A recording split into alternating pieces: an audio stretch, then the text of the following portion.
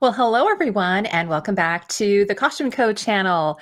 Today I have a wonderful guest. Sharon Gilham is here with me. She is the costume designer for the Wheel of Time, and I'm so excited to have her here, as you can hear from my voice. Well, welcome, Sharon. How are you today? Hi, Heidi. It's lovely to meet you. I'm fine, thank you. Very well.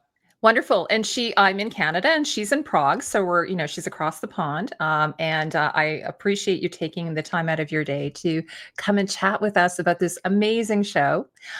We just had the finale, which was so excited. I was chatting with Daria about that beforehand. And so we're going to talk about some of the costumes that we saw in the finale, but just across the season as well. But before we get started, I just want to get to know you a little bit better. So, would you mind telling us a little bit about yourself and how you got into costume design? Okay, so I didn't go on the straight path by any means to get into this job. I studied languages when I was in my early 20s. Lived in Germany for a year, lived in Spain for a couple of years. And it was when I was living in Spain, and I was part of a theatre company, a small theatre company, and I was a bit lost in the wilderness. I didn't know what I was doing with my life. And I was making some costumes for a friend's theatre, this little theatre company. And I remember I was sitting at the sewing machine in the apartment in Madrid, and I suddenly thought, I wonder if this is a job that you can do that you get paid for. And that was kind of like my eureka moment. And I decided then to go into costume. So I just retrained. I did lots of evening classes and studied, and I went to art school for 3 years and I studied costume and theatre design. And I was a mature student, so I was super keen, probably very annoying to everybody. And then I finished that degree and I was very lucky to meet an amazing costume designer, Verity Hawkes, who's similar age to me, but had been working already for like 10 years in the industry. And just when I met her, she got the film Snatch with Guy Ritchie and Brad Pitt in it, and we worked on that, and we worked together for quite a long time. And then I started to work as a costume designer myself in my own right. And it sort of went from there, and I was very lucky to have that meeting. And I guess, I don't know if it was fate or luck that made me decide to just go for it in my late 20s and just retrain. And the rest is history. I've done a lot of commercials, big commercials with a fantastic company in the States, well, they're Scandinavian actually, called Tractor, who do big, crazy commercials. So I learnt a lot about working fast and making kind of creative decisions very quickly with them, which has stood me in good stead in the Wheel of Time, because there's a lot to do, and a lot of decisions you just have to make instinctively, which is a very good training, and then I just started working on some films and TV shows, and so I've done, some historical drama and contemporary drama, and a few films, and I just was very, very lucky to be put in front of Rafe Judkins and Marigot Kehoe, with who Rafe's obviously the showrunner, and Marigot is one of the exec producers, at Christmas, just before we started on the Wheel of Time season 2, and we just really got on. And Rafe has been incredibly encouraging. And when I first met him, I first met them. I had to do some mood boards, like an interpretation of the first episode, and I put quite a lot of fashion images in my mood board, because for me, like, kind of high end fashion, couture and so on, is fantasy. It goes into that sort of amazing world where anything is possible. And I put quite a few of those sort of images into my mood board, and I sort of said to Rafe, well, but I can dial it down, don't worry, because I didn't want to put myself in a position where I wouldn't get the job, because I obviously loved the script. He said, "Oh, no, no, I want you to do that. I want you to include this fashion side." So I was just amazed and overwhelmed and very excited, because it's the Wheel of Time is such a unique show, and you don't get the opportunity that often to do a project that is so creative, and where you're really given a lot of free reign and a lot of time, place and money, let's face it, and a massive team of people to experiment. So I feel like, yeah, from my late 20s until now, I've had this sort of really interesting route to where I am. Because I live in France, and where I live, there's a lot of street theatre and circus. So I've also been involved in that kind of world as well. And I think that the kind of mix of all these different universes that I've traveled through have really informed my work and the way that I think, I guess. And that plus a very, very open-minded showrunner means that I've been able to create some quite fantastical things. Well, thanks so much for sharing that, Sharon. I was going to say, first off, I'm a huge Guy Ritchie fan. I'm watching this show called The Gentleman, or I was. I think it's Lulu Bontemps was designing it, but I've always been a Mhm. huge fan since, like, I think it's like Lock, Stock, and Two Smoking Barrels. Did you work on that, or was that a prequel to? That was before, yeah, that was the Yeah. film he did before Snatch, yeah. Yeah, but Yeah, I yeah. love that. I was chatting about it the other day because I said, I'm Canadian and I'm always in admiration of sort of this sort of traditional British style of wear, like, the tweeds and all those beautiful warm colors being blended together. So I always sort of really appreciate that. Now, of course, Wheel of Time is completely different. It's like a fantasy. But I actually had to watch an explainer video to sort of break down what is going on here. Regarding, like, we've got Yeah, I'm not surprised. yeah, there's these great YouTubers who just do these explainer videos about the series and the book series. So speaking of that, you touched on a little bit how you got involved, but were you familiar with the books before you started? And did you actually research by reading the books to begin with, or just did you use the script only? So I haven't read the books, I'm sorry to say, but I am a major fan of the story. And I think in season or the stories, sorry, in season 3, I really started to understand why people are so fanatical about those books, because the stories are so deep and so sort of so meaningful and so has seemed to be so relevant to our times at the moment. So I haven't read the books, have to hand on heart, and I've never pretended otherwise. The scripts are pretty detailed, and we also had, we're very lucky to have a resident expert, Sarah Nakamura, who has read all the books many times, and she was employed as part of the crew of the Wheel of Time team to be the go-to person if you had a question about a particular culture or a group or what somebody's wearing or who they are or where they come from. So I used her a lot in the first season, in season 2, because really I had like a couple of weeks and then I just started prep. So I really had to jump in a pen. And in season 2, the first thing I had to do was the Shongshan, which are it's the sort of big culture for that season, which are these Mesoamerican and Imperial Chinese mix of a culture, and they're sort of described as terrifying. And Rafe's brief was, you just need to make an army like nobody's ever seen before, really terrifying and really scary. That's your first job. So obviously, I contacted Sarah so for everything that I could find out about that culture, but she's brilliant. So she would just send, pages of information, and fortunately, Robert Jordan um, wrote huge amounts of detail about what people wear. So there was a lot of information to go on, and obviously also the Wheel of Time different cultures are a mix of 2 cultures within our world. So like the Shonchan, for example, or Kairi in season 2 as well, which was French and Japanese mix. So you've got a lot of a huge amount of information from the text, from the books, and the script, obviously, and then you've got all the information from those cultures that you can take and mix together, and then bring something else to it, whatever you want, in terms of a silhouette or in terms of a color palette, um, and um, and all of these things make the Wheel of Time this sort of like really rich tapestry, or kind of, this is a really rich place that you can pull all this information from.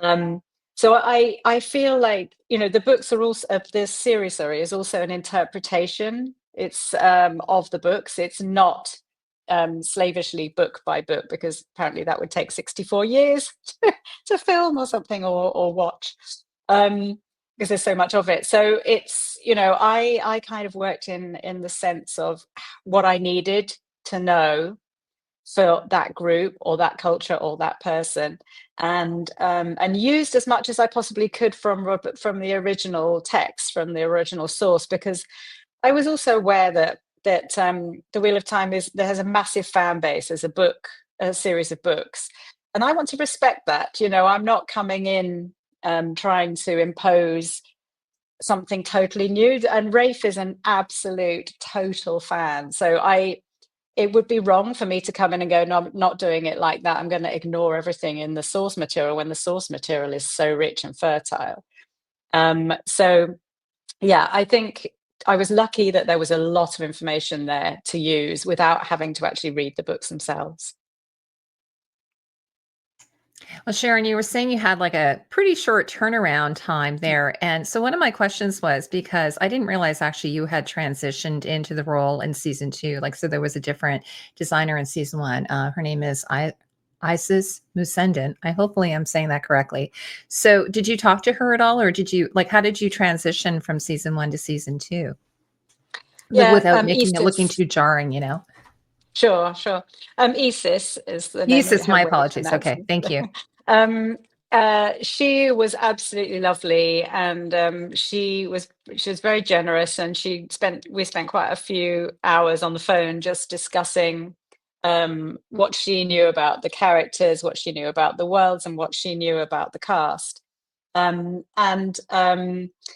I think what was very helpful about this segue from one season to the next was that in season two there's quite a lot of new cultures that were introduced that were kind of foregrounded more in that season, and so it was a lot easier for me to just sort of put my mark on it, without stepping on Issa's toes. Obviously, she created a whole world and a whole palette of looks and information, particularly about with the younger characters as well, the young ones as we called them, which they hated, but Egwene and Rand and Matt and Elaine was new actually, and Perrin, and Loyal. So so I kind of used some of the color palettes and so on for those characters and continued those if it was appropriate. But at the beginning of season two, they're all in a new place. All of those main characters. And so it wasn't difficult, I think, to just sort of start and adapt or add on to what Isis had already put in place, but also to start making new cultures and new looks and so on, right from the get-go, really. Yeah, and were you able to like use some of the existing pieces that you had already, so that you didn't have to start completely from scratch? Were you able to absorb some of those into your design? Yeah, I mean, to be honest, well, had I said that, there were so many new cultures in season two. I think really the Tuathan, who are the traveling peoples, Mhm. they had a big role to play in season one, and they didn't really feature very much in season two at all. We kind of came back to them in season three, so I would say that was the main place that we crossed over. Two Rivers was also a very important culture in season one. And again, in season two, we saw some sides of it, but everybody was in a different world. They'd all traveled. Rand is in Kyrian, and Perrin was off with another group of people. So it wasn't, I'm hoping it didn't bump. I'm hoping it sort of just flowed from one season to the next, because it didn't feel like I was trying to reinvent anything or change anything or follow something very so specific. You know, I think that there's certain worlds that exist. The Aes Sedai, for example, so the women who channel, the way that their looks have been created by Robert Jordan is very specific. So there's 7 Arja, as they're called, and they each have a color for their Arja. And then, you know, it's up to us as the costume designer to interpret how to dress each person so they look very different from each other. It's not a uniform, you know, the color is a guideline for each group, but it's not, there isn't like a way of dressing. So that's part of one of the many things that's great fun in the Wheel of Time, is to be able to do this sort of couture look for these women who are very important, who are controlling this whole world, but in a way that makes you want to look at them all individually, you know, and you want to see what they look like individually. And I think with that group in season 2, I sort of went a bit deeper we went a bit deeper into the White Tower and the social hierarchy within the White Tower.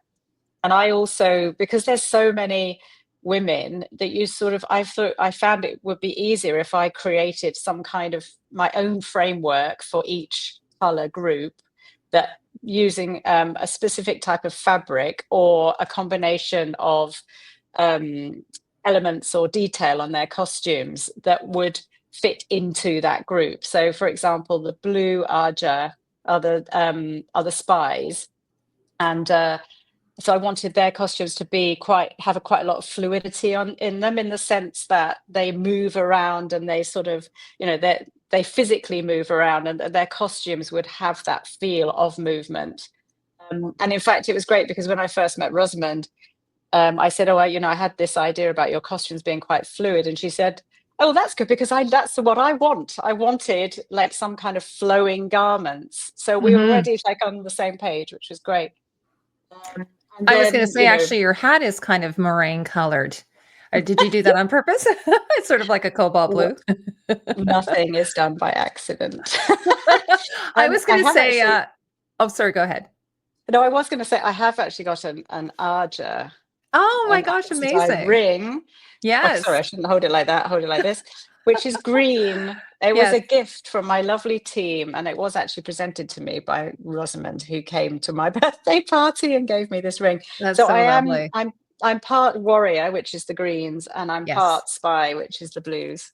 Yeah, I have a friend who she does YouTube. She does live streams about the Wheel of Time, and so she'll say, "Heidi, what color Aja are you?" I'm going to make a little graphic of that. So, regarding that though, is there a rule of the color for each Aja, or are you allowed to, like, say a red? Are you allowed to sort of interpret that within the spectrum of red or within the spectrum of blues? Like, you're not like, it's not a Pantone color or hashtag color.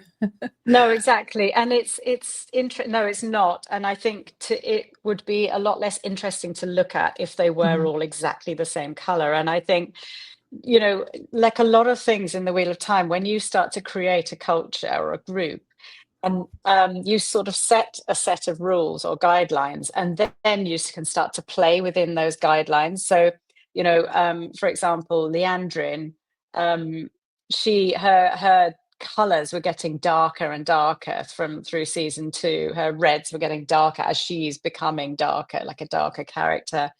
And even in that dress that she wears at the beginning of season 3, in the fight in the White Tower, it's actually burgundy, but it looks black on camera. But it's getting darker with those slashes of red that sort of, like, you know, anticipate this violence that's about to kick off. Um, and then her color, when they go to Tanchico later on down the line, you know, Rafe was saying, well, I think she should be really dark red. And I was like, no, I want to do it like in a red that's almost painful to look at, that's really bright, and really shocking in its brightness, because that's also a sign of somebody who doesn't care anymore, who is like, you know, there's a kind of obvious route, which is making it darker, but this is something else. This is a way of making it just really in your face. You know, this is my color.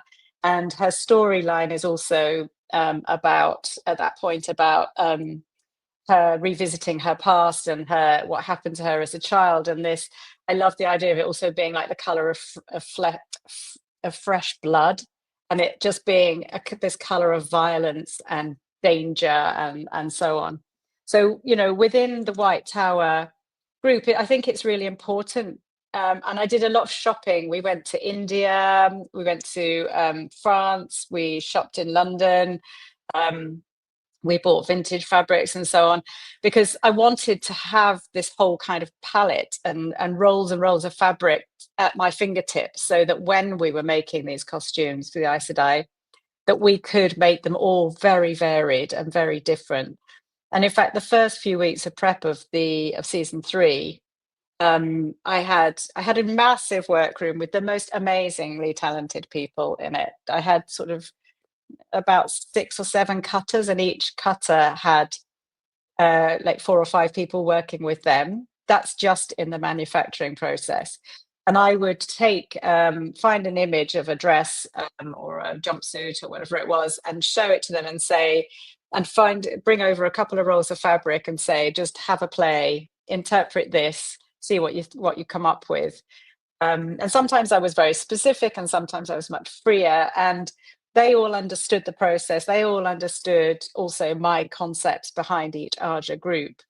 And so it also just became this very interesting sort of playground, a really fertile place for people to work, because they felt like I was giving them the freedom, and they totally stepped up to it. And people would send me just WhatsApps with, what about this as an idea, which I just find fantastic, because all of these people's interpretations create their individual character, and so it's not all just me.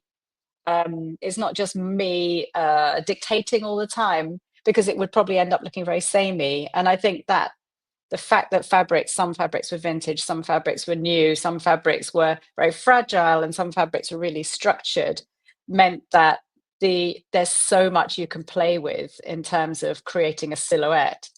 The only thing was as in that scene, for example, we had to make so many repeats of the costumes, because they either were stunts and needed doubles, like the one who was cut in half, or they were cast and they needed stunt doubles. So we had a lot of manufacturing to do. But again, the standard and the level of skill was really impressive.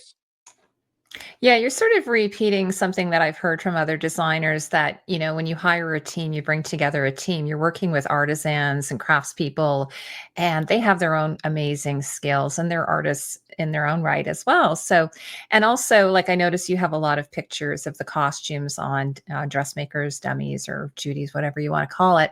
And so that's sort of fun to be able to play, like, well, what if we added this or this to this? And then it's a nice interaction between you and your team. I had this in another question, but did you have some assistant designers? I mean, I can't even imagine how colossal this whole thing would have been to do. Like, it's mind-boggling, really. So you must have had some people you could go, okay, everyone go off. Please make it happen.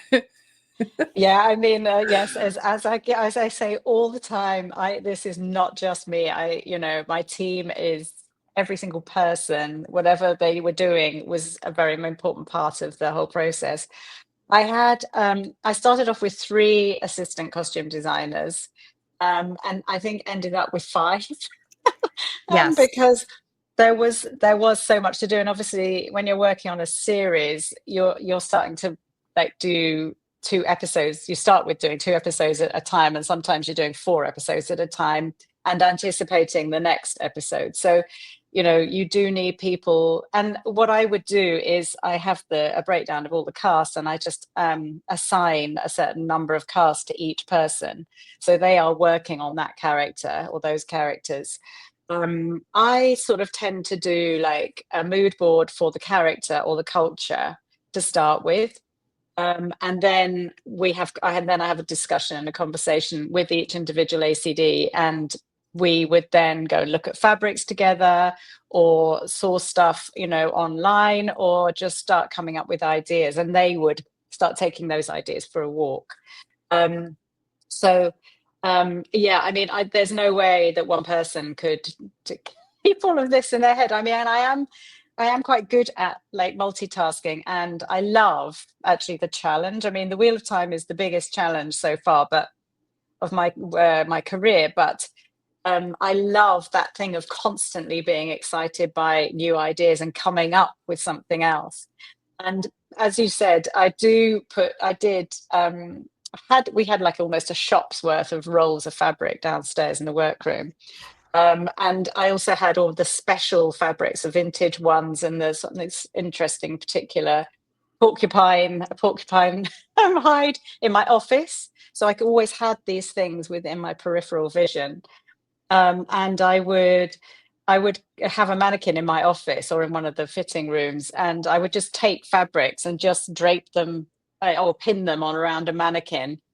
And that's immediately you start to see something come alive. And then I would bring in one of the cutters and go, what do you think about this? You know, here's a reference picture. Here's, an object. Here's I don't know, here's a lacquered box that I like the look of. How could you incorporate that shape? You know, could you make some kind of structured shape, sort of shoulder pieces or a collar or something based on this, or this piece of origami with that fabric and that fabric, and here's some trim. And it sort of works like that. So it's quite spontaneous, sometimes. And however, I did also have an amazing illustrator, Sharon Smith, who with a lot of the characters, I would do a mood board and send it to her, give it to her, and then we would discuss it, and she would come up with an actual illustration for a character. And that was really invaluable, especially at the beginning when you're trying to do a lot quickly and you need to give a cutter or the leather department or somebody something to work with as an idea, as a complete costume. So that was one way of doing it. And then the other way of doing it was, as I said, this sort of much more kind of spontaneous, slow, fast way of interpretative way of doing something on a mannequin. Because I'm not a cutter, and I probably come up with some ideas which don't really work with gravity, like they're just a bit too, and also don't work with a human being wearing them and moving. That's the other thing that you always have to bear in mind. Obviously, as a costume designer, it's not a fashion shoot where somebody just poses and you can just bulldog clip it together at the back. It's got to be something that's seen 360. The actor can move in it and do whatever it is they need to do. So that's I guess my part is the sort of ideas and starting point, and then those very clever people take it away and make it work physically and comfortably for the actor. Now, Sharon, you've provided a lot of wonderful pictures. How do you feel about, we could just go through them and then talk about some of these costumes while we're at it? Because also, it's not just even the costume. You've got like the footwear and you've got the jewelry and the accessories. So there's so much going on there, right? If it's okay, I've got it in an order. Like we have like the Aiel. Hopefully I'm saying that correctly. Again, if I'm not saying it correctly. So are you okay if I take you off screen, if I just start showing this and we can talk about them? Sure. Yeah. Okay. So what are we looking at here? Some amazing metal work, it looks like. Yeah, so this is Savannah. She is the kind of queen, self-imposed queen, self-styled queen of the Shaido, which is one of the clans of the Aiel. And the Aiel, very important group of people for season 3 and in the whole Wheel of Time books. They live in the desert. They move around a lot. They don't stay in one place. They are, in the books, there are many clans. We only really focused on 2 of these clans for season 3 and a bit of season 2. And at the beginning of season 3, I also had to come up with some concepts for the Aiel tribes or clans, because the Shaido, of which Savannah is one, are the kind of baddies. Hmm. And the Tardad, of which Avienda is one, and Ruark, and a lot of the other main characters, and Bear, she is one of the wise ones. Yes. They have to. It was important to make them look different from each other, but also if you saw them as a group, they would all blend into the landscape. That's the whole point. Hmm. So the color palette is quite limited. As you can see, it's these browns and creams and grays, and with the shadow, of which Savannah is one. Um, they're in these darker tones, so their costumes were sort of using the idea of camouflage, and the sort of darker tones of that color palette. So Savannah is like, yeah, she's sort of like self-styled queen of the Hmm. shadow. This costume is for episode 8, where Rand declares himself the Karakan, so he is the very important character everybody's been waiting to see. She wants her son-in-law to be the Karakan. She wants her son to be the most important person that everybody's been waiting for. She's a very aggressive, kind of sort of powerful woman. And her costume was an expression of that sort of power and fearlessness and so on. And It we seems like put there's this like costume together. porcupine quills. You were mentioning Yes, porcupine exactly. earlier Yeah, in well, her when headdress. right at the beginning of the prep, I went to London and went to this amazing vintage shop and bought various pieces of vintage textile.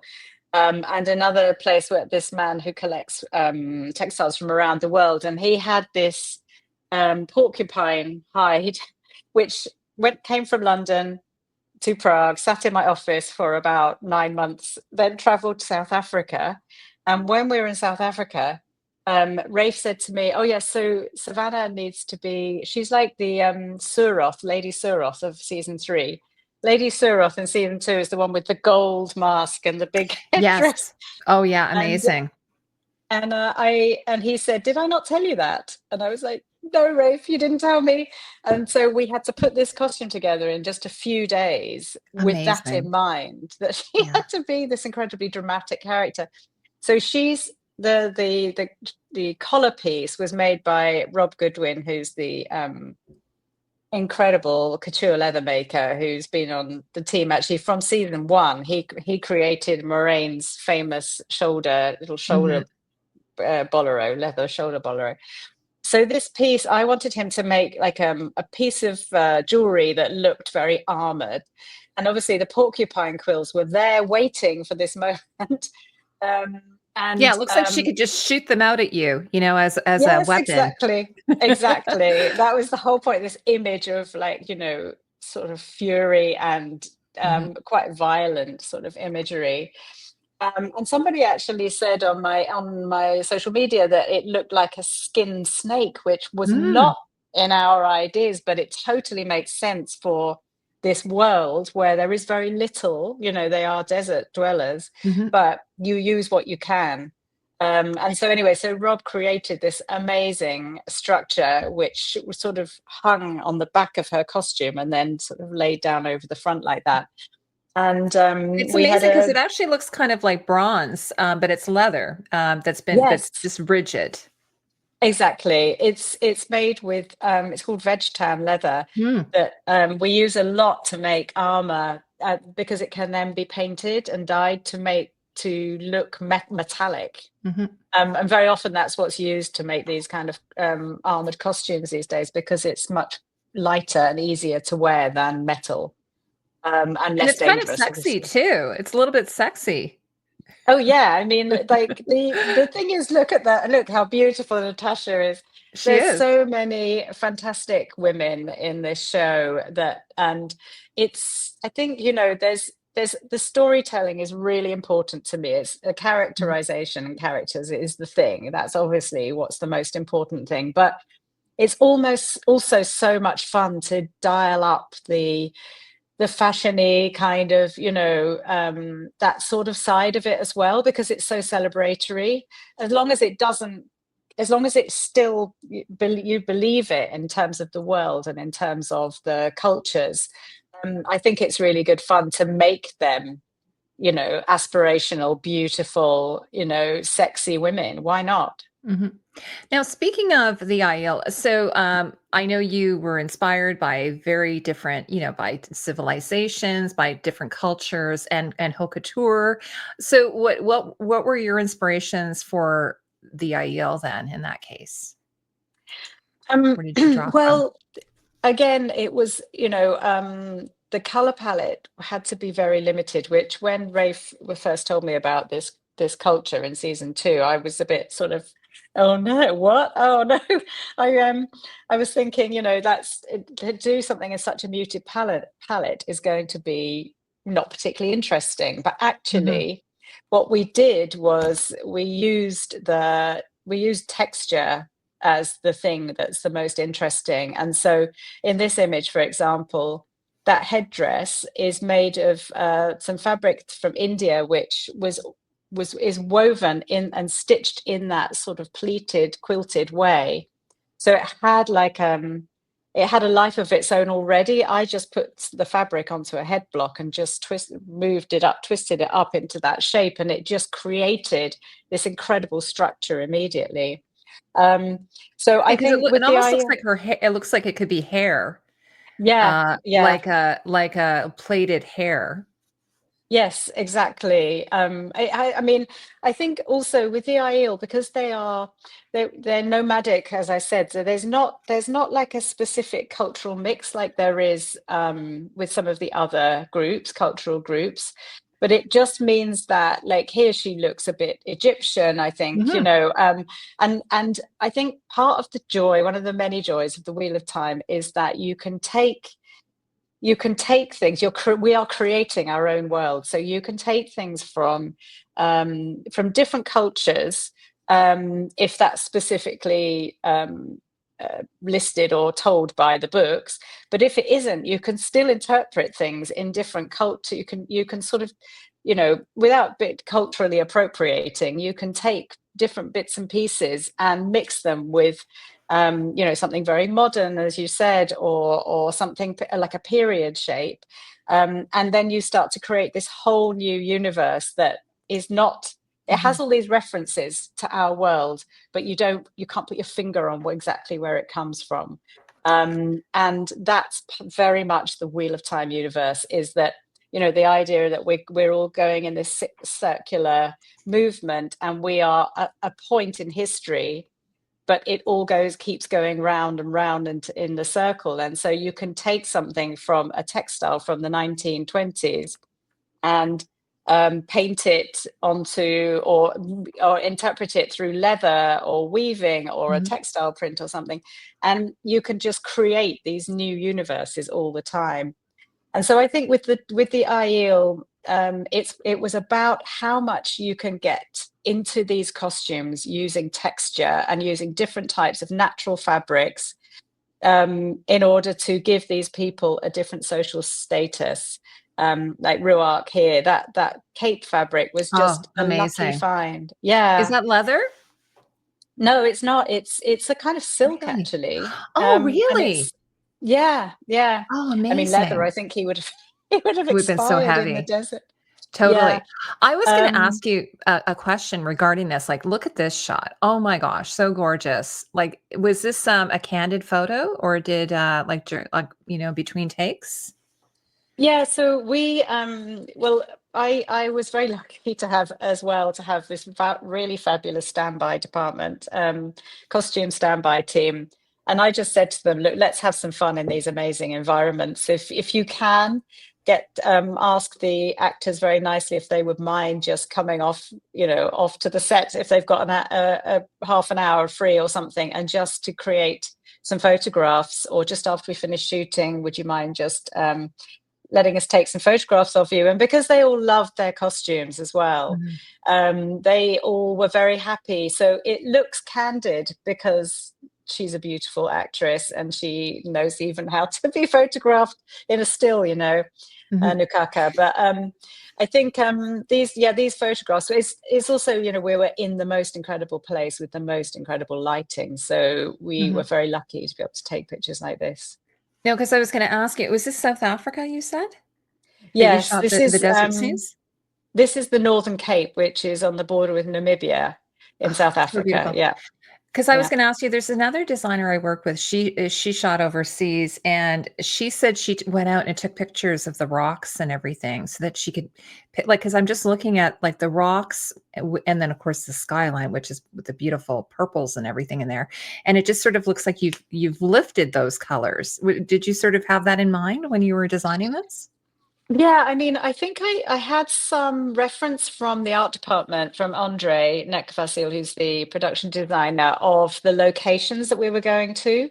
Hmm. And I think it was partly that in the back of my head, but also we bought a lot of these fabrics right at the beginning of the shoot, of the prep, sorry.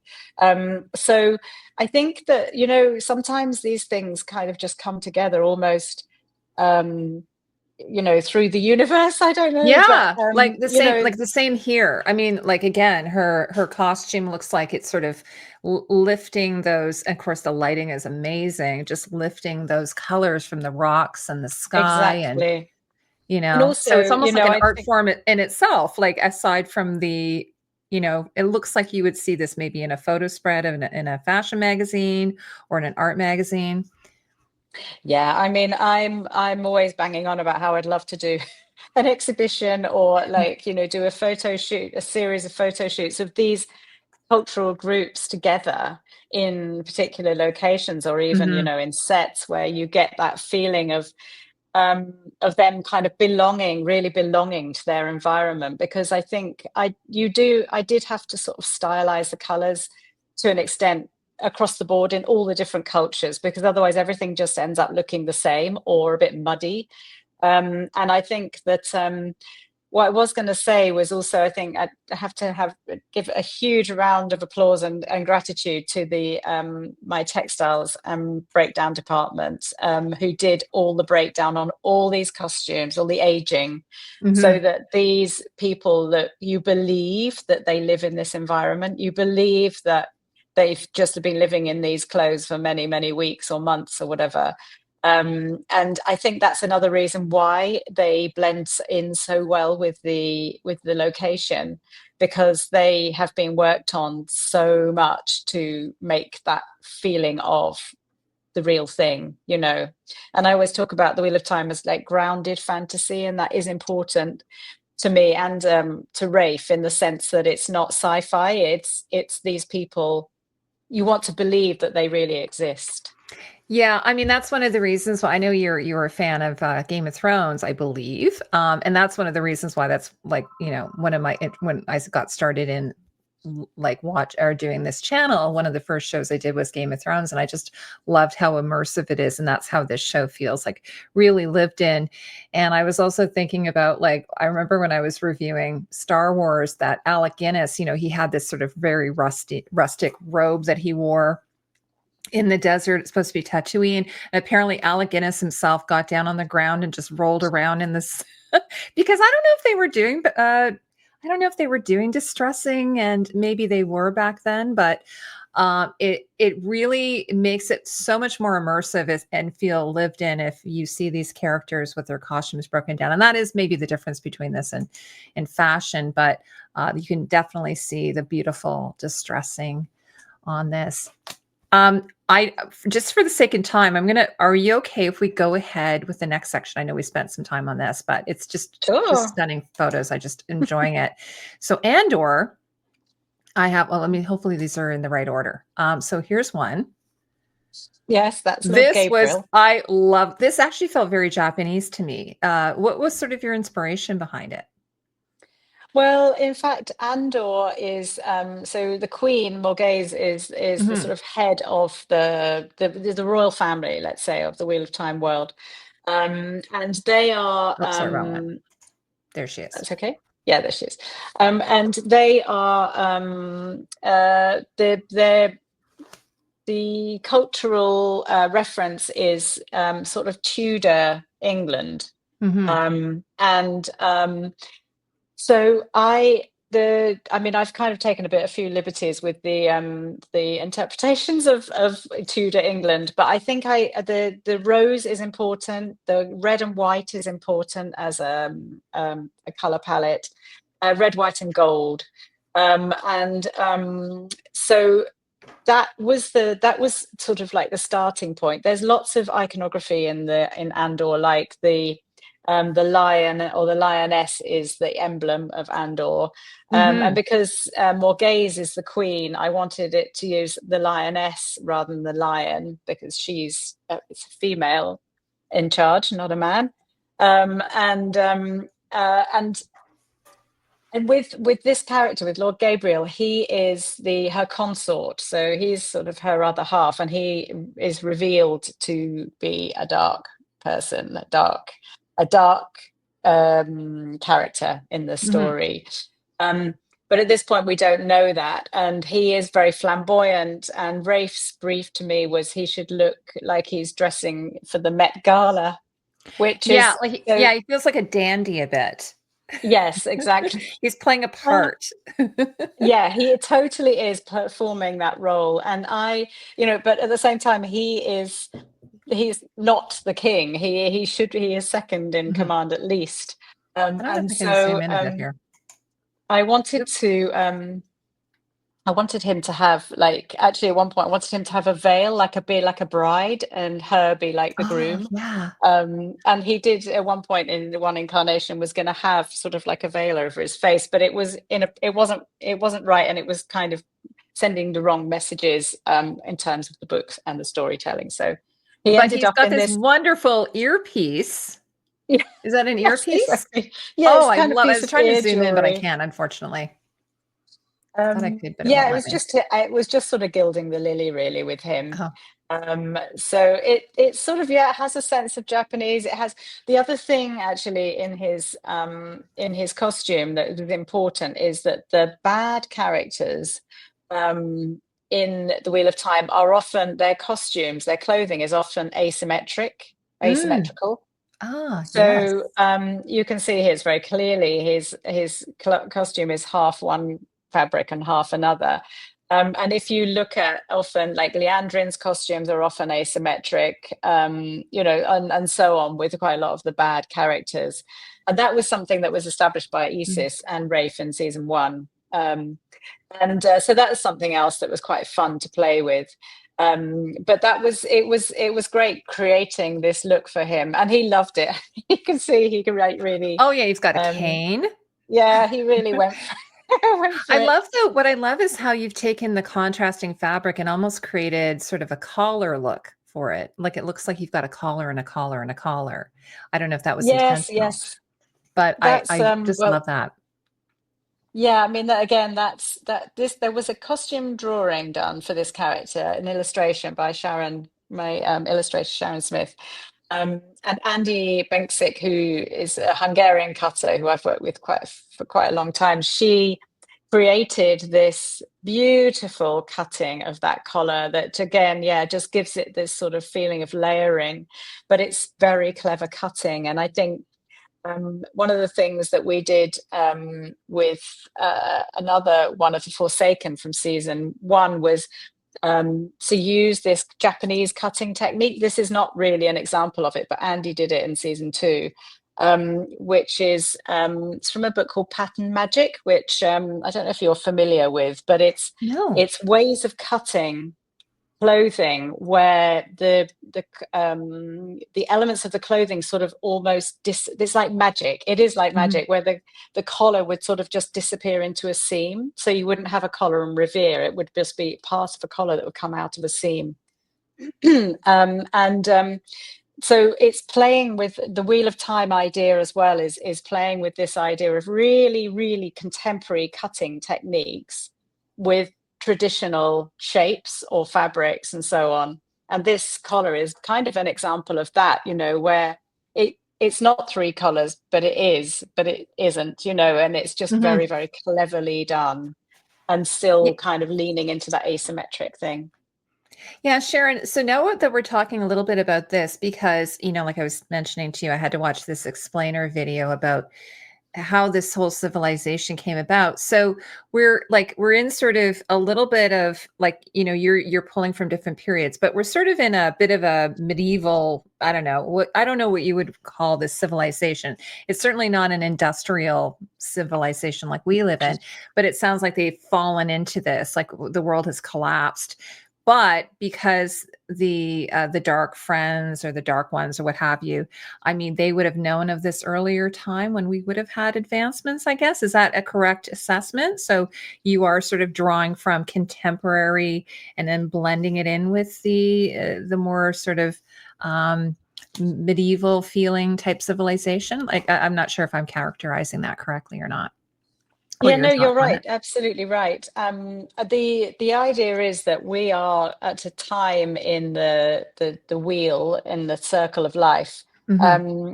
at a certain point in history, which could be related to pre-industrial revolution in our culture. So, like in the sort of 1700s. And so therefore, yes, you're right. So people don't have guns, they have swords, they don't have, there's no cars, people use horses and carriages, and so on. And so the manufacturing techniques that we use in the Wheel of Time, or we're saying we're using, are pre-industrial revolution. So it's hand stitching, or stitching with machines, but not sort of high end. It's screen printing fabrics, and painting on fabrics rather than Hmm. by hand, rather than manufacturing fabrics, or buying manufactured fabrics. And we had a huge textile department in Prague, and we screen printed a lot of fabric from many, many different characters by hand. And it was another sort of amazing opportunity to just play and to create and sort of reinvent. And so a lot of the idea is that the costumes, not necessarily medieval as such, but the manufacturing should be done in a particular way, or look like it's done in a particular way. But at the same time, as you said, you can take from any period. You can take from, because we're in this wheel, we're in this cycle. So there's a sort of memory. There's a sort of a memory within the psyche of these people of something from like the 1700s, or from, it could even be a memory of something just before the world collapsed, which was, let's say, 2024. So you can take from that time, because even though we're not living in that time, you can use those ideas and you can use those shapes, because somewhere we're all connected with our memories of the past. And so therefore, as from a costume point of view, you can do anything you like, as long as, Yeah. but you have to work within that constraint of, it has to look like it was manufactured in a certain way. Hmm. And Yeah, I think in it's a little bit freeing then that yeah, you don't feel too restricted, because I know some medieval, setting type shows that are tradition, like say traditional uh fantasy would have those constraints, but you don't tend to have those constraints because of that. exactly, Um I've got exactly. the next grouping we have here, if it's okay, Aleda. Did you want to Elaida, talk about it? Yeah. Sorry, how do you say it properly? Elaida. Alaida, my apologies. I know this actress actually, she of course was in The Expanse, which is one of my favorite shows. So must She's have been wonderful fabulous. working with her. This is her finale costume. Her costumes throughout the whole season were wonderful, but this was like your, I don't know, did you refer to this as your showstopper? I would say it was one of them. Yes, absolutely. It was, yeah. I mean, it was a really beautiful costume to create, because her character, she's been scheming the entire season Yeah. to get to where she wants to be at the end. So she has the red part of the costume is what she's been wearing as her normal clothing, and we're Hmm. saying that she's had that shoulder piece and the big crown piece built Yeah, just which for is the right here. moment when she's ready to go. And she is so ready for this that she doesn't even have an entire costume to change into. She's just got that huge shoulder piece in the crown, and that she just needs to put that on, and she's transformed herself into the Amarillan seat, which Mhm. is what she's been wanting all along. And so it was quite fun to create a costume in that way. So rather than building the whole costume from scratch, it's sort of like how to add something that just adds to the drama of a costume that's already very dramatic. I Um, like though that she's just starting it a little bit simpler and then she's just building and building and building, kind of like her ambitions are just like, they're kind of getting a little bit out of hand by the end and until she just basically it's like a coup, I guess. I don't know if you refer to it as a coup. oh yeah, totally. Mhm. That is exactly what it is. She just takes over. And it's all the way through. Yes, you're right. She's always adding more jewelry. She's kind of Mhm. laden down with decoration and sort of ways of showing how she sees what the important things are in life, which is this sort of peacock nature and this sort of element of showing off and adding more and more gold and more decoration and more structure and more trains and so on to her costume. But and go on, sorry. Oh, no, I was gonna say, like, when Daria and I were chatting, she was saying that it had kind of a feel of Saints, but I kind of felt like maybe it was a bit Byzantine. Like, what were your sort of inspirations for this particular costume? Yes, I think it's the headdress, especially that has that feel to it. I mean, I Mhm, wanted her to have a crown or headdress because Swan Sanche, who she takes over from, in season two and this season, she has this. The first headdress, sort of crown that I made for her, was very ethereal because she's a very natural person. She comes from quite humble um, beginnings, and she was wearing her crown was made of sort of flowers, and it was very delicate, lots of natural grasses and things in it. And this one, I wanted her to have another Elaida to have a crown, but be much more structured and much more aggressive looking. mhm. And in fact, so yes, absolutely, it is. There are Byzantine elements to it. There are sort of Polish, or there's sort of iconography from Eastern Europe and so on as well in there. Nothing specific, but just some of the shapes, I would say. Yeah, And then, like a kushnik, I think it's called, that type of, Russian those beautiful fan type headdresses. yes, exactly. Mhm. And when I mean, I don't know if you can zoom in on this photo, but the I know, I'm actual trying to, yeah. structure of it, I'm going to do a piece. I'm going to do a piece on my social media anyway about this costume, and the headdress. But the headdress is also made of leather by Rob Goodwin, Oh, the wow. amazing leather Yes. leather guru. And all of those sort of the sun rays, what look like sun Mhm. rays, are actually daggers. They're all Oh my gosh, knives, I love it. and they're all coming in towards her head. That's Um, crazy, yes. and the piece coming down below, sort of on the sides, is also sort of like a dagger. And Yes. when you get in closer as well to the shoulder piece, the cape structure, there are little tiny daggers and arrows as part of the decoration around those innocent looking flowers. Mm, There are weapons of destruction and absolutely. So murder it and yeah, because when we're violence. looking at it from this, point of view, it just looks like beautiful lace with flowers, like, but you zoom in and you see the true nature. Yes. And you have lots of Easter eggs, I think, throughout the show, I understand. That the Yeah, I fans mean, I can sort love. of they can sort of like go through and I'm sorry I can't zoom in on this. I thought I could, but anyway, such an incredible costume. And I always think of her as Avasarala from you know, but just beautiful. Do we want to go on to another one? Oh. Well, The Forsaken, of course, this is so exciting. Yeah, so the This Forsaken must have are like, the one. I always do you refer to them as the goodies and the baddies? I love like I that's sort of a thing I like to call the baddies are sort of always really fun to do, I believe. Like, what do you think about that? Yeah, absolutely. I mean, they they are really good fun to do. Um, I mean, Rafe would probably tell me off because the whole point about the Wheel of Time is that it's all about trying to find balance and the yin and yang. And Mhm. but we have to face it that there are definitely some baddies in there, and the Forsaken really are, because they are these people who've come, who in the past, just before the world fell apart and Mhm. broke, they all turned to the dark side, and they're coming back, and they are trying to persuade Rand to follow them into the dark side and move away from the light. So yeah, they are baddies, and I think there is always so much Oh, fun in goodness. creating Oh, this is a those detail. characters. This might actually be This is Elaida, oh, and it sorry, it has was got out of order. There's detail. Yeah. the little tiny daggers and things in mixed in with those flowers.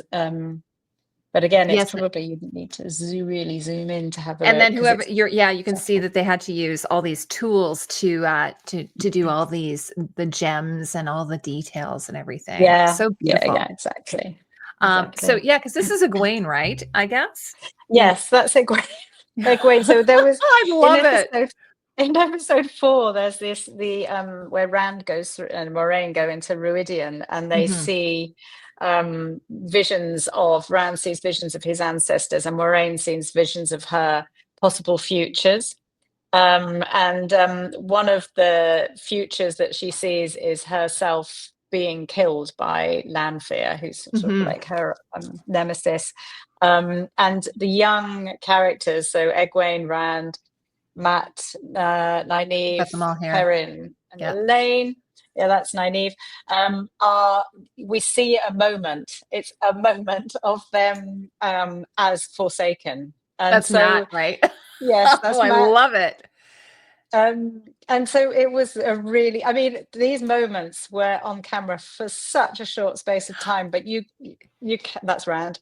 You cannot like not do it 100%. You want Absolutely. It looks to, like something out of Mad Max. Like I just yeah, sorry, I just watched Mad Max. That's probably why I'm thinking this, but especially Rand, he looks like he could be in Mad Max.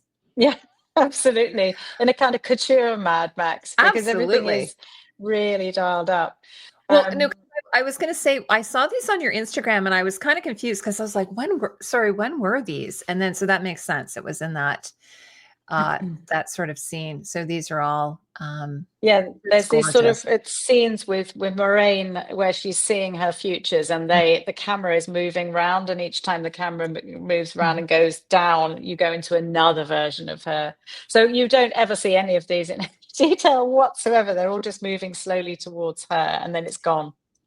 The cast Um, must have loved this though. This is sort of like such a departure from what they're normally Yeah, wearing. I mean, it's like dress up completely Yeah. from so different from their normal characters. And it's actually really fun to interpret their characters as well through this sort of this route, going down this route of what would they be like if they were really, really bad, Yeah. Is this Because Sharon? yeah, Oh my he's a kind of gosh. he's a kind And of then we also wolf. have this one. This is one of the Yeah, uh this is Ravin, his name Robin is, again, and yes. he's Lord Gabriel. He's the one who was in that red flamboyant Mhm. Met Gala outfit, and this is his dark incarnation. This is Mhm. when he is a Forsaken. So this is him more in And his natural sort of his natural state, not his, exactly, Met Gala state. yes, Yeah. exactly. So And and then of course the dark ones are usually in black of some kind or dark colors, I yes, guess. they're in black or black and white because Mhm. those are the colors of the Age of Legends, which is where they come from, which is the age just before the world fell apart. It was called the Age Mhm. of Legends. So their color palette generally is yes, black and white. And obviously with a bit of tiny bit of decoration on, like this, his jacket is sort of in Dolce and Gabbana inspired. Oh, yeah. Again, And asymmetrical. yes, And exactly. everyone else is in some type of asymmetrical sort of cut as well. I think that's what Yes, you were going for here. yeah, I've learned exactly, a lot from you exactly. so far today. Yeah. Um, I'm going to be and looking out for these things now when I watch. yeah, good. That's the idea. I mean, there's a lot of there's a quite a few bits and pieces of, you know, things that I love to put in, which you don't have to understand them or see them, but they're fun to look for, I think, on a second watch or a third I watch. kind of really appreciate this one for Egwene because I feel like I don't know how other fans have felt, but I've been feeling like she's sort of had so much violence put upon her and has been sort of like a punching bag. So it's just sort of nice to see her in this really powerful look, even though she's this is a alternative version of her. But seeing her so like a superhero almost. Yes, yeah, exactly. I mean, her costume wasn't exactly that in the end. It went through a few phases, but yes, I Mhm. completely agree. But in fact, her costume at the beginning of season 3 also, I changed her look quite a lot and she had quite a strong, structured look to her. I mean, Mhm. that's only at the beginning before they kind of hit the Aiel world and she becomes a wise one or a wise one in Mhm. training. But I wanted her to have that strength to her because of what she'd experienced and gone through in season 2, which was Oh, so incredibly hardcore. oh, it was awful. Um, Yeah. yeah. I now Lanfear, she must be a fan favorite, even though again, she's like a baddie, but a good baddie. Yeah, she's And also she's got her light side too, or she does, sort yes. of And lightish. so like is she one of your favorites to dress? Or do you have any, Yeah, I know they're like your children. Do you have any favorites? exactly. You can't. I mean, they're all wonderful in Mhm. some way or another. I mean, Natasha is another Natasha. Yeah, I mean, she loves costume too, and that's always a joy. Like Rosamund Pike just loves Oh. dressing up, she loves Mhm. coming for fittings and so on. And I think, yeah, when you've got a character like Lanfear who you see in lots of incarnations, she's such what's the animal that she's always like trying to change herself into whatever she Like a feels is the chameleon? right chameleon. Yeah, that's the word. Now She's always again, like trying these to change into these that. look like something you would see in Vogue, like these photos. Yeah, well, I have to let you into a secret, which is that with I sort of, me and Natasha and Davina went off and did a little photo shoot with them. We were in South Africa with this costume. Oh. And that's why it does look like fashion, because it kind of is. But she did wear these elements, but not in the same Mhm. scenes in season 2, in season 3. And this is an illustration, so this is an Oh, okay. interpretation of the costumes.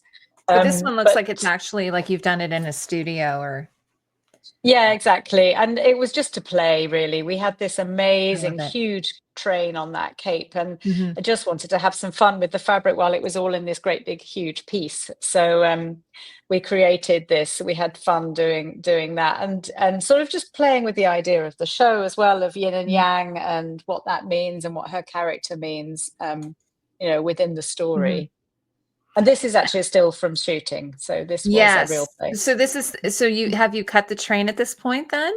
Yes, exactly. We had to Oh, cut I it see. shorter because Yeah. Oh, she so was gorgeous. walking across all that those rocks and things, and we Mhm. didn't know where the tide was going to be. This was in Cape Town as well, and so we had to kind of cut it shorter. But I think this image is still quite a strong image, and I love the way that it looks quite abstract. Like the shape of the train and the way she's holding her leg just makes it sort of slightly odd and Mhm. strange, which is also just really interesting.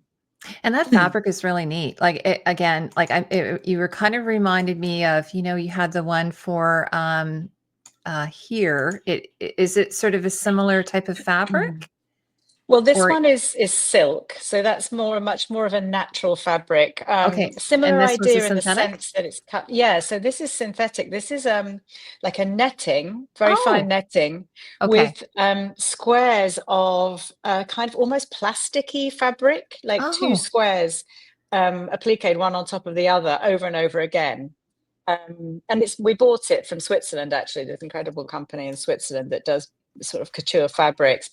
But what's great about it is that when it's in the way that the shoulders are created, Karen Ferry did all of her Lanfear's costume. She's an amazing cutter. Um, she she's built the shoulder shape, which is very typical Lanfear shape, and with all that structure. But the cape, so it looks solid, but then at the same time, the cape sort of hangs down and flows and looks like liquid.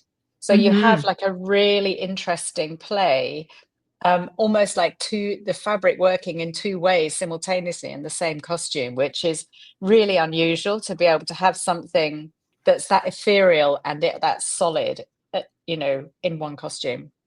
Absolutely. Yeah. I don't know what this one is here. Oh, okay. This is, oh my gosh. Wow. I think this was in the finale. Yeah, this was towards the end of episode 8, Mm. and you hardly see this costume because it's so dark, the shot. And I definitely it's remember the the headdress. I definitely remembered that. yeah, The headdress was this, huge standout, obviously. But this is a yeah. different headdress? That's the same. No, it's the same It's the one. same It's just headdress. Yes. photographed in different light. Yeah. That's a different headdress. Um, Okay. So this one here but then. this one, so Lanfear, her symbol is the moon. Mhm. And we wanted to create something to do with the moon in this costume. And we were playing around with the idea of like a moon shape or a half moon shape, and it just felt a bit sort of, standard. It felt just a bit ordinary. And then we came up with this idea of a moonscape as the texture. So Yes. that is a print that was made by Lily Bailey, who's a screen printer. She screen printed onto leather the moonscape, and so it has that beautiful texture that is reminiscent of something, and then you realize it's the craters on the moon, and then you realize it's connected to Lanfear Oh, because I of her love it. symbol is the moon. Yeah, so So so that brings a yeah. question for me, then, like, I know that you bought a lot of, fabrics and, you did printing and you did painting, but you also you used some modern techniques like 3D printing and, some other, more modern techniques? Mhm. Yep. So we use 3D printing for in certain cases. I mean, I'm kind of a bit of a novice with 3D printing, and I'm aware that it's just there is so much you can possibly do, which is really exciting. We used it to create Morghase's crown. Mhm. So the Queen of Andor and the crown that Elaine puts on her head. And we used it to do the Aes Sedai rings and some other pieces of jewelry. Um, but a lot of it, I mean, I guess in the back of my mind was always, that we want to create things by hand. This is the point of the Wheel of Time. This is what this is Mhm. about. So that's why we didn't use it a lot. Um, Even though the final product does not look like it was 3D printed, like it doesn't, because it's such incredible No. technique. But we also used, we used like laser cutting for leather and so on. If it was a particular piece like the crown, the headpiece for Elaida, which was so intricate and had to be done relatively quickly. So we used like laser cutting of leather for that, and we did a bit of laser cutting in some fabrics. But honestly, we had a lot of people. So for the Aiel, for example, a, a lot of almost all of their armor was created by hand by individual people, just weaving leather together and Mhm. creating those pieces.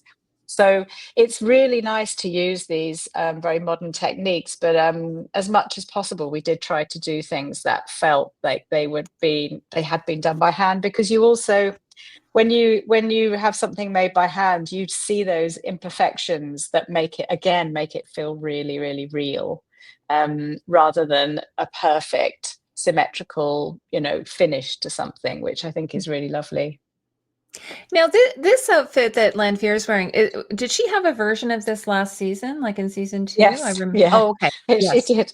Oh, This was her kind of big show-stopping oh, a costume amazing. in Yes. season 2, where she was, she was trying to seduce Rand in a surreal landscape in Mhm. this sort of dream world.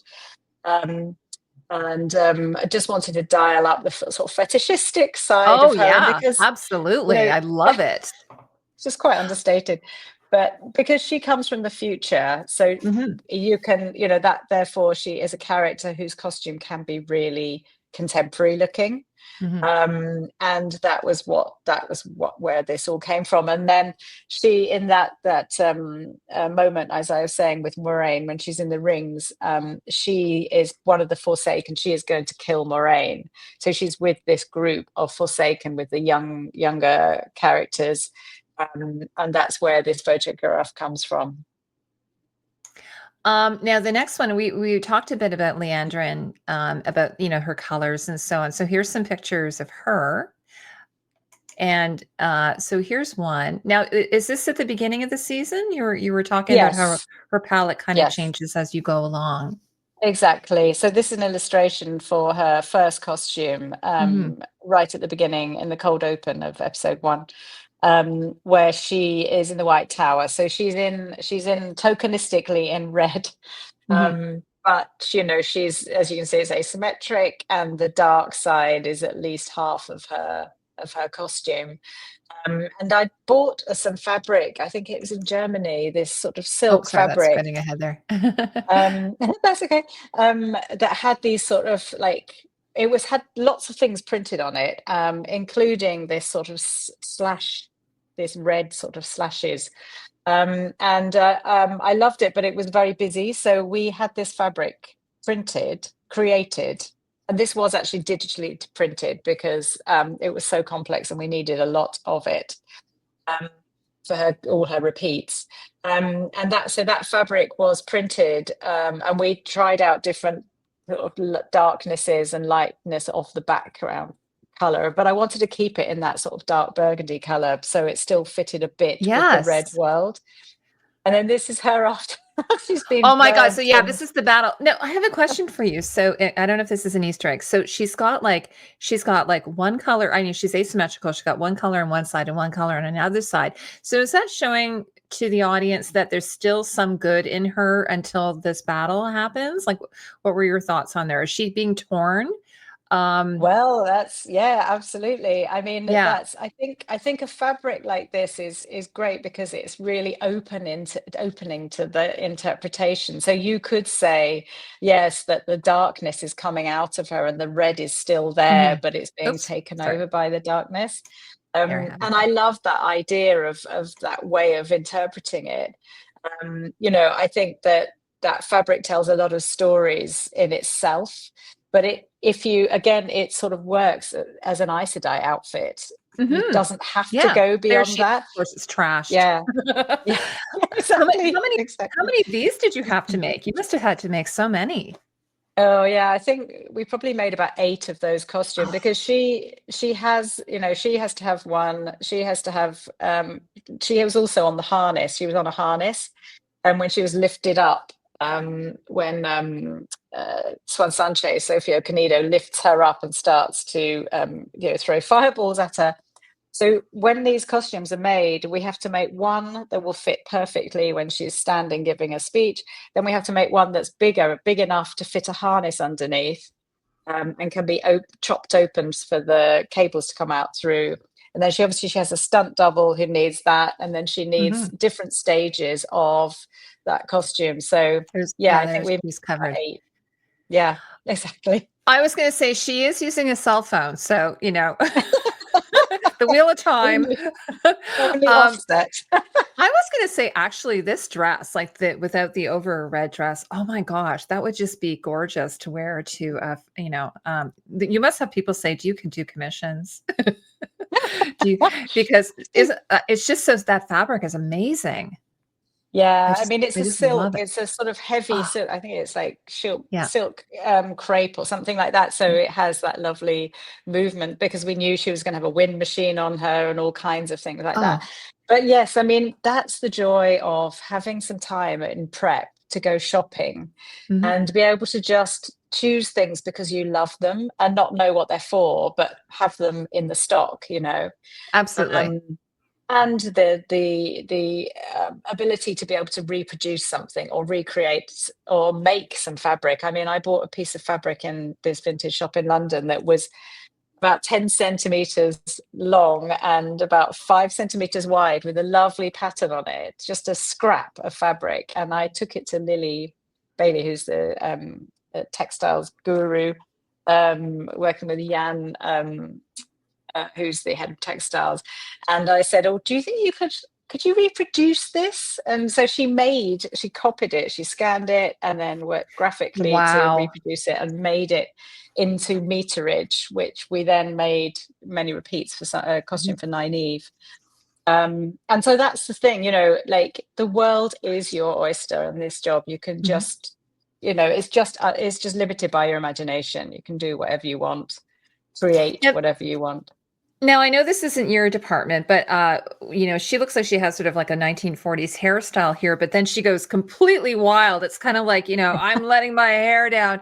And then we end up with like this, this wild woman with the long and her hair and the color. I don't even know what this color is. What is this color? It's so I brilliant. Yeah, well, this is what I meant by I wanted this like dazzling red that's almost Hmm. painful to your eyes, sort of like the brightest red and orange mixed together, which is what gives it that kind of glow, even like there where she's just before she's going on set, so it's not even lit. Um, Yeah. and The, uh, here. and she yeah, so again, when sorry, she goes to Tanchico with her little gang of Black Arger, with her gang of baddies from the White Tower. Mhm. And Rafe said that they should look like they're living their best lives. So they're all wearing their Arger color but dialed up or quite flamboyant in I one love way it. or the other. Because it didn't read this bright, at least from my recollection, because the scenes were so, were more dimly lit. And I guess you had to sort of be conscious that she was going to be wearing the cuff. So you probably wanted it not to be like a full length sleeve, I guess, that Yes, she's wearing the exactly. power So, cuff. and yeah, exactly. And also, Tanchico is a very hot place. Hmm. Uh, in the books, it's sort of Mediterranean, Okay. Arabic, kind of Zanzibar. So, which is why people are very scantily clad in Tanchico, apart from the veils over their faces. And so, therefore, it made sense that she was wearing something that showed a bit more skin. And she's let her hair down in every way, physically and Hmm. metaphorically. Absolutely. And so Davina Lamont, who's my compatriot and amazing costume makeup hair and makeup designer, she got this huge wig for Kate, that again, it just makes such a dramatic difference in her appearance from her appearance, the way she looks in the White Tower. Absolutely. It looks like also you have in with that brilliant red, there's like a bit of a tomato red, like an underlayer. Like, did you have another layer there going on? Yeah, it's Mhm. like a kind of orangey red, and I wanted to Mhm. have that stripe, and it's a I jumpsuit, love this, it. so Oh, across the going again, it looks like something you could diagonally. wear on, you could wear to a show, like to a red carpet event or something. It's very Yeah, well, this is couture. it. I mean, I love the idea of these, because the Mhm. Wheel of Time, it's not medieval. It's not any specific period, so you can create things. And I mean, I'm not a fashion person myself, but I love fashion. I love the drama of couture. And I love how you can play with things, and also, that you do use kind of those things as a reference, but also that people would look at it and go, "Oh, I wish I could wear that." Or, Mhm. a lot of cosplayers do interpret these things, and I like the idea of that, but I also like the idea that people would also be inspired to wear it just in their normal lives as well, or for a special event. Yeah, like I could see Carrie Bradshaw wearing this from Sex and the City, Sarah Jessica Parker. Exactly. I could totally see, even with the veil like that. Now coming up Yeah. next is Moraine, who is, I just wanted to show you because you're wearing that beautiful color of blue on your hat. And then here we have her here. I think this might be an illustration of Moraine. And this is Yes, it her, is. I guess, her final gown, her finale gown. How do you describe this? Yes, exactly. So this is her final outfit, Mhm. when she has a battle with Lanfear to distract Lanfear from what Rand is doing, in the Golden Bowl. I mean, Moraine, so Moraine is a blue Aes Sedai. And in this season, she starts off not in blue, which was quite controversial, because she's in disguise Hmm. in I remember Parvalon. reading that on your Instagram. So you shared that beautiful drape. It was like again, it felt like very couture. It felt very like runway, Halston. I don't know what your inspiration for that one was, but whereas and this is such a contrast, such a juxtaposition, I suppose you could say.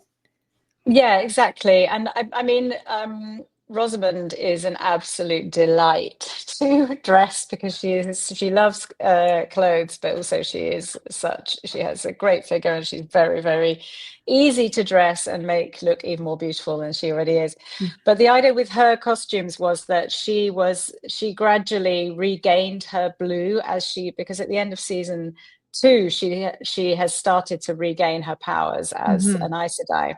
And through here, she's traveling through this world, and she is questioning herself a lot. That's the whole point of her in this episode, in this season. But as we moved into she goes from that kind of pinky color to start with, Mhm. this lighter blues. Then all the color goes into the Aiel universe and very Mhm. neutral. Yeah, And and she she has the comes straw out of hat, which yes, again, people are like, exactly. "What's with the hat?" I love the hat. I don't know if I have a picture of it Yeah. here, though. No, that's not I don't have Um, a picture of the hat, unfortunately. but so we gradually started to introduce here, for example, we gradually started to introduce more blues mixed. We found these beautiful fabrics that were mixtures of blues and golds and browns and the colors of the Aiel world. And it just completely made sense for her costumes to start to incorporate these colors as she moved into this other side of her world and herself and her universe. And it gradually building to that electric blue, that sort of Eve Klein blue that she wears in that final costume. Mhm. And she also, I knew that blue would look amazing in the location because the kind of grays and then the real oranges of that here of these Mm. final battle sequences the colors just look so beautiful against with the blue sort of Tuareg blue actually as well. um Yeah, and then your and breakdown people also grab that. Like I live in Canada, so in PEI we have like what we call red earth in PEI, Prince Edward Island, and it's sort of that really rich sort of. I think it's whatever the mineral is in the soil, and you've put that on the yeah, hem as well. exactly, Mhm. yeah, so it's all sort of links together. um excuse me. And then the armor piece, the piece on Yeah, her I've got a picture chest of it here. is, Yeah. yeah. So I wanted to give her some kind of armor. I mean, she's an Aes Sedai, so therefore she uses, the one power. She doesn't really need armor as such, but I wanted to give her some emblematic armor that would tell a story about who she was, as well as, providing a beautiful decorative piece and an armor-like appearance. And I love the idea of using text in costumes. Mhm. And so what we did was, we wanted to create this sort of filigree armor, and I wanted to incorporate text. So we used a line from the books, which is, remember and heed, it is time and I must do what must be done, which is a line of Moraine's. And it's very important for this season for her. This is really her raison d'etre. This is her reason for why she has to do. Sorry. Oh, no worries, Sharon. Sorry, I've been keeping you talking for a while, so Oh no, you it's need to great. take a drink. This is her. This is This is her very kind of. interesting. Yeah, who created this? Who created is it the showrun or sorry, the who created this particular language or Oh, this the language. text? Yeah. So this is called Old Tongue, Hmm. and this is the language of the old times. This was created. I think this must be in the books. I mean, this is something that has been all the way through the Wheel of Time. Any time somebody's reading a script or writing a letter, they use this language. Hmm. Um, And so I wanted to use this text, which is sort of like Moraine's credo, her reason for being who she is, doing what she does, and why she's on this mission. Um, and so we had that text translated into Old Tongue. And then again, Rob Goodwin he manipulated the text on the computer in a graphics file into the shape of that bodice piece, and flipped the text so that it sort of says those words over and over again, flipped backwards and forwards. And Hmm. so that whole front chest piece is made up of that text. Even though it looks like a decoration, it's actually It's words. it's wonderful. So on the one side, it's one way, like, and then you flipped it on the other side so that they match up in the center, and then the pattern kind of Exactly. blends in together at the center front. Oh my God, it's amazing. um, and then and it was like, sorry, I want to get the picture of her here. And then, but it just fits her so beautifully. Like, was there some flexibility to it? Like, did it have a bit of bend to it? Because it just seems to be like Um, it's almost like it's sprayed on her. I know, right? Well, that's Rob's amazing genius, cleverness. I mean, he worked. This is again, this is veg tan that you can Mhm. wet and mold the leather, and Ah, then when it yes. dries, it stays in that shape. So he molded it to her body shape, um, so that it was a perfect fit. Obviously, we did fittings and so on just to make sure, because it's she's out in the sand and in the sun, and it could be very irritable. So did have to fit her perfectly and fit on top of the bodice part of the dress really well. Yeah, because of the way, the technique of using this particular type of leather, you can make armor that is really, really close fitting and really relatively comfortable, you know. And then just for jewelry, you just did one little sort of pendant, like, I don't know, head, like sort of almost like an elven type headdress Yeah, on her. this is that's in the books. That Mhm. is Moraine, the Kyrian where she comes from. Mhm. They wear this particular pendant as part of their decoration. So that's a real kind of very, very strong, more than a nod. It's a reference to the Mhm. books, to the type of head jewelry that they wear. There's one other outfit here. Oh, I don't remember this. This again is a costume in the rollover in the Oh, Moraine Visions. so we hardly saw it. You hardly see it. Oh, She isn't does that wear it awful? twice, actually. She wears it once in the Wow. White Tower and once in this actual location where she's Ran dies and she sort of screams with him in her arms. This costume is actually the costume of Swan Sanche, who is her lover. Mhm. And the Swan Sanche is the Amarin seat, so she is the top of the White Tower. And this is one of the costumes that Sophia Canido also wears. So there's a connection on many Mhm. levels, in the sense that they are they are lovers, and they're wearing the same outfit, and also that Moraine could have these aspirations to become that character, and so on lots of levels, it's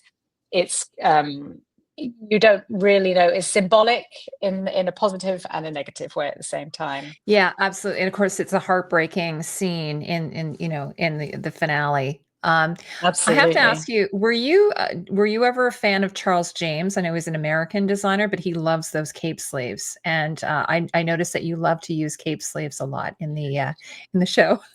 Yeah, absolutely. I mean, I'm not familiar with him, to be honest, but I do think it's such a beautiful, elegant shape, Mhm. and It is. it is a shape that we kind of created, actually, or not. Obviously, we didn't create it, but we used in the White Tower for in season 2, the accepted and the novices, Mhm. who are the girls who are training to become an Aes Sedai. They had a cape, which, and again, Andy Benksick created, which had that shape with sort of quite strong shoulders, and then a beautiful sort of like open section, but a sort of quite a long capey sleeve. And then depending on the length of the actual cape, the sleeves could be shorter or longer. Mhm. I think did they But it, do this yeah, when they were traveling, when they left the tower? I was trying to that's it. remember. Yeah, Yeah, for season two, exactly. As an exactly. extra sort of, cover up. Yeah, And also, like, we didn't talk on that much at all, but it wasn't as much of a focus this season, but it's always really hard to come up with a new kind of like, how do you do a novice, you know? Because it seems to be I think I did a video recently on Dune, and it's always hard to sort of like, how do you do a novice? Like, it's always like, you know, trying to be original with that. Um, Sharon, I've kept you so long, but we just have a few more pictures to go through. Are you okay if I hold on to you just a little bit longer? yes, of course, This has been absolutely. so fun. I'm just like really enjoying it. So we just have so Nynaeve, Egwene, and Elaine. There's a few here. I think I have. Of course, this one. Oh my gosh, amazing. Oh yeah, so this is another very, very quick scene. Yes. Um, Elaine but had so many great again, looks this season though too. I mean she's stunning as well. I mean the whole cast are stunning. Such yeah, a they gorgeous are group of absolutely people. The beautiful. young ones, as you called them. Yeah, don't tell them I said that. No, I Um, won't. yeah, so this is Elaine in her sort of incarnation of a future character that in a vision that Egwene has when she goes into the Arches, where they go as part of the process of becoming an Aes Sedai. And Egwene sees herself as the Amaryllis seat, the top head honcho of the White Tower, which is something that happens in the future in the books. Mhm. And Elaine as her and Nynaeve are her sort of her fellow, but not quite as high level. They're sort of her support, I guess. Mhm. So So Elaine Egwene is is a told, green Aja then in yeah, this sort of exactly. reality. Yeah, yeah, Okay. exactly. That's what she becomes, a green, because you can choose which Arja group you want to belong to, Mhm. and she becomes a green. Yeah, again, I saw this And one on your Instagram, so it didn't get a lot of screen time, but wow, this is so stunning. It's almost like an armor, I believe. You yes, want to so tell me she's what's got going? armor pieces. So she's the Mhm. corset and the collar piece are armored. Um, and but again, it's like Moraine's armor. It's because they're Aes Sedai. It's notional armor. It's Mhm. more of a decorative, sort of powerful image rather than something functional. And so they do have vambraces on their wrists and so on. And Egwene's armor is kind of quite solid and structured, and whereas Elaine's armor is more sort of traditionally quite Mhm. ethereal and beautiful, lighter. She's got the rose of Andor on her armor, and Egwene's has sort of like roots, almost roots woven through the armor, because I wanted this idea of her being really connected still to the earth and grounded, because that's her character, and very connected to the natural world and to rivers. And so her armor has a very different look to Elaine's and Nynaeve's. And the fabric of her dress, the shape of her dress is actually inspired by Alexander McQueen dress. And the fabric itself has been printed with the flame of Tar Valon, which is the symbol Oh. of the White Tower, but Mhm. in gold. And she also has it on the front of her bodice, of her kind of corseted bodice. Um, and then it's the fabric's printed with a sort of coppery coloured flame shape, and then also foiled with gold foil, so that it sort of really shimmers in the light, but it still feels like it's not just golden ethereal. It's still quite grounded, and it has that weightiness to it. And then obviously, if someone's on a horse, you have to have an enormously long train that goes all right Yeah, over the no, I was back. gonna say just adding to all the stunt work and the blood work and everything, now you have to also have horses. Which, you're Exactly. thinking, okay, yes, you have to have a train, of course. Yes. And Yeah. again, you beautiful silks and drapey, like all of the fabrics in the show are so gorgeous. So your hunt, ahead of time was well done, obviously. It paid off in the end. Yeah, absolutely. I mean, I think we used almost every scrap of the That's so like great. exciting fabric and all the textiles, all the vintage textiles. We cut up and we made into something, whether it was, a pair of trousers or whether Yeah, it was some decoration on a, a jacket or whatever it was. We used it all because it just brings so much more life to a costume when you've for got sure. something that's had a life of its own. Yeah, and she's actually coordinated quite well with the horses. There's a name for it. I know someone on here will probably know the name of the Oh, armor that yes. the horses wear. Because Yeah. someone asked me or asked one of the designers one time, "Do you design the armor for the horses?" And I said, "No, I believe that's the props person who does that." Is Yes, that it correct, is.-- Yes, it is. Yeah. Yep. Yeah, Yep. but you are. Absolutely. It's still nicely coordinated, though. Absolutely. Yeah. Well, we do talk to each other from time to Yeah. time. But it's also so nice that you were able to get some of these photos in these natural settings as opposed to just on a mannequin in a studio. Like, what a Oh, difference yes, that I makes, right? know. That totally does. And what a setting that was. That was in Slovenia. Just Oh, absolutely incredible just gorgeous. location. So Yeah. few more. So Rand, of course, he's kind of important. Yes, it just sort of. Um, okay, I've been kind of like focusing on this coat like pretty much the whole season. One of the questions I didn't get to ask you about, of course, is you've done a lot of fabric manipulations and everything, but there's a lot of embroidery. And I did note that when I was watching this, and here, of course, is a close up. Is there embroidery, or is it just the fabric that you've used? Like, what techniques have you done here? So this is a very special jacket. Actually, here's some The close-ups here. fabric. Yeah, there we go. So the fabric itself, the red and brown fabrics, are woven by hand by an amazing friend of mine, Claire Hardacre, who had just learnt. She sent me a message while I was in Prague, a video message of some fabric like this that she created, told me the story of what it was, and it's called the wandering thread technique.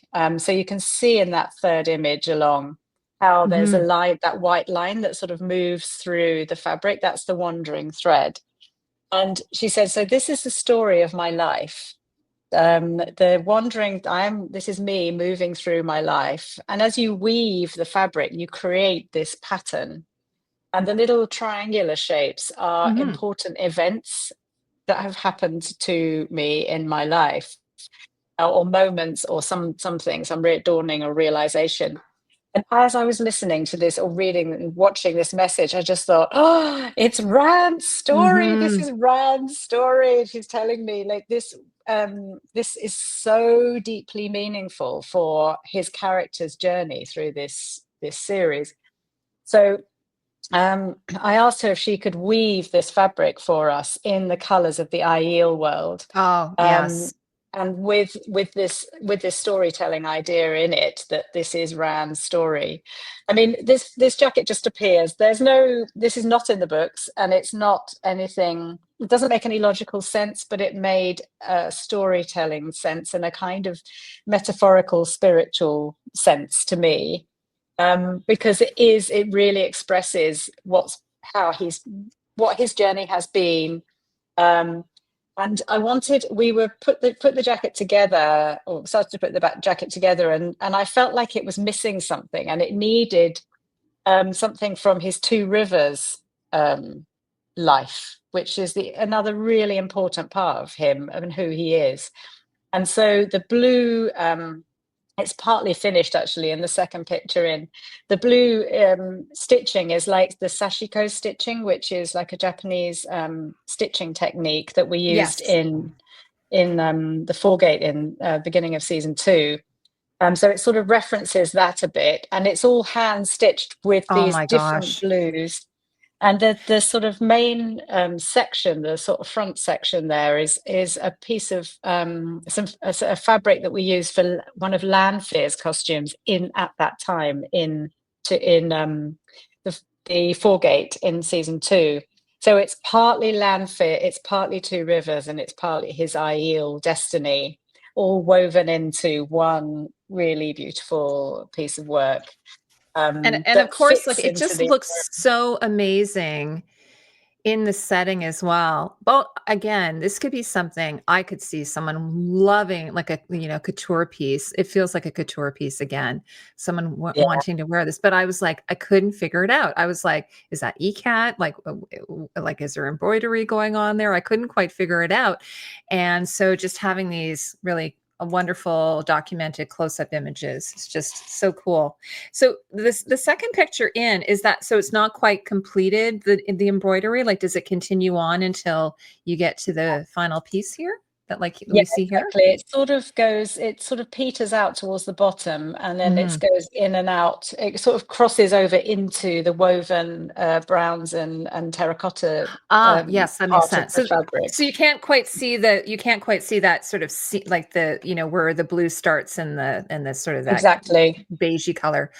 And also, doesn't it look very comfortable? Like, I mean, I'm sure the actor appreciated that to have that be his finale costume compared to Yeah, some of the totally. others that had to wear what they were wearing. Like, is it sort of a natural fabric? Yes, it's all like she dyes her the yarn herself. It's Oh my all gosh. completely natural. Wow. Very soft, beautiful, beautiful textile. And I mean, it is really comfortable, except it was about 40 degrees when we were Oh, shooting okay. this. Okay. Well, in that But case. but Yosha loved this jacket so much. I mean, he loved the storytelling of it, and Mhm. I said to him, "Look, you don't have to wear this in this scene." He said, "I'm going to wear it as long as I can, and then I'll lose Amazing. it. I'll take it off at some point." The other thing I was gonna But say, and then you went with just a very, very simple fastener. You thought, I'm not gonna, what was the thought behind that? Like, you just, it looks like a grommet or just a snap or yeah, they're something? like eyelets. Yeah, they're Mm, eyelets. They're just yeah, so they're just metal. Well, again, it's the wheel of time. You don't want you want something that looks like it's been forged, mhm. by hand. It's not you're not going to have zips. You're not going to visible ones anyway. So it just well, I just wanted something very really simple that didn't draw attention away from the textile of the jacket because that's what it's all about, really. So what do we have left? We just have Tanchico. That's what we have Yes. left. Well, there So wow, this is a cool shot. this was probably the most fun culture to do because it was so crazy. Mhm. And again, we'd started prepping for this. We were doing loads and loads of other things at the same time. And I wanted one of the things in Tanchika, so it's this hot sort of Mediterranean Arabic Zanzibar Mhm. type location. This is Nynaeve wearing the costume that's made of that scrap of fabric I was telling you about that was reproduced and Oh, screen okay. printed in Prague. 'Cause, it kind of reminded me of, like, an African wax print or something. I couldn't quite figure it Yeah, out. it's And definitely again, got an element of that. yeah, and then, but again, like, the cut of it, I was like, it felt so contemporary. Like, again, I could see someone wearing that, like, wanting to wear that. And then mixed with Yeah. the veils, which I know you talked about the veils that, you didn't wanna sort of use a traditional veil. You wanted to try and have it maybe be a non-gendered veil. Maybe you can explain it better than I am. Yes, exactly. I mean, that was it. It's like not specifically not specific to gender or any Mhm. culture. Um, but it says in the books it's very important that in Tanchico they wear veils. That's what they do. And it's considered impolite to reveal your face apart from when you're eating. And again, this is a culture that it's very dark, it's very dangerous. You don't really know what's going on. You can't really see anything. And Elaine, Nynaeve, and Matt are all plunged, and Min are all plunged into this place that they don't know what's going on. They're following the Leandrin and her black Arja. Mhm. There's a And lane there. yeah, there's Elaine. And so I started playing with this idea of veils, and I got our buyer, lovely buyer Lenka, to go and buy some semi-transparent fabrics with patterns on them, or a bit of texture. And I'd also been looking and finding some references to just fabric just pulled over the face. And I realized that when you do that, you start to distort the features underneath, which is Mhm. really interesting because it makes you think, because you can't see properly what you're looking at. And that Like idea like of the this one. danger, like this. like Yeah. weird. What is this place? What is going on? I can't even look. You know how strange it was when we were during COVID and you saw somebody with a mask on, and when they took their mask off, you were like, oh, I didn't expect your face to look like that. Hmm. It's that sort of strange when you can't see somebody's features. It's very, very disorientating. And that was the idea behind this. So this is one of the crowd I love this actors. one. And the Yeah, headpieces are and interesting too. Like for instance, this one, you have a sort of traditional top hat, but then yeah, it almost looks like a bag over the head, like that with the yes, eyes and the mouth exactly. cut out. Yeah, that was it. And so I had the most amazing crowd department led Mhm. by Hayley McCready, who's the crowd supervisor. And we gave them some of these funny reference pictures and some bits and pieces to play with, and they just Mm, went for it. The dressers were so brilliant. mm, Just playing with what you could play with, just creating. Just it has to have a veil, and then it has to be in this color palette.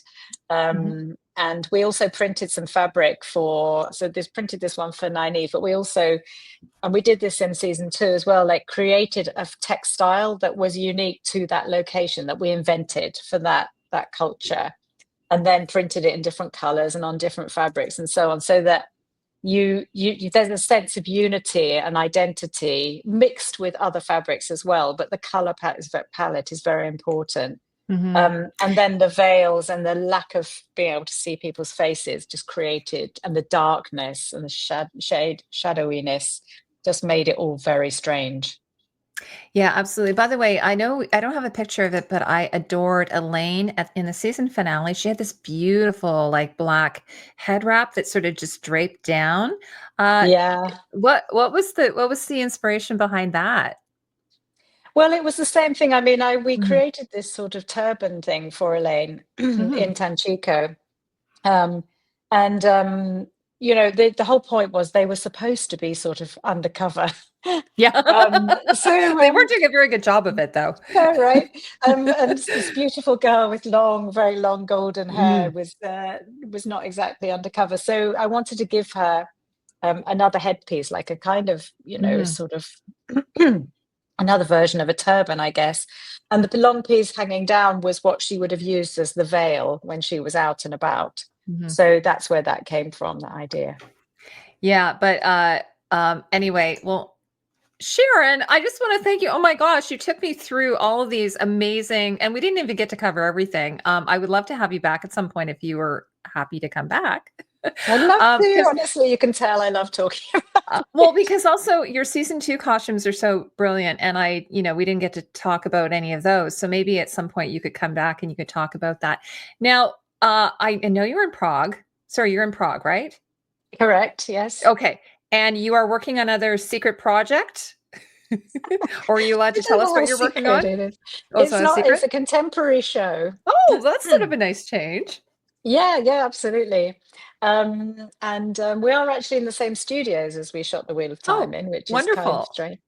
No, it's a contemporary show with the two amazing lead actresses, Hannah Waddingham and Octavia Spencer. And it's Wow. yeah, Yes.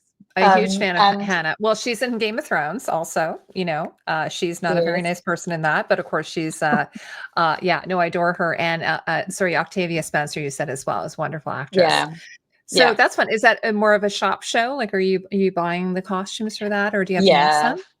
some? We are making some, Hmm.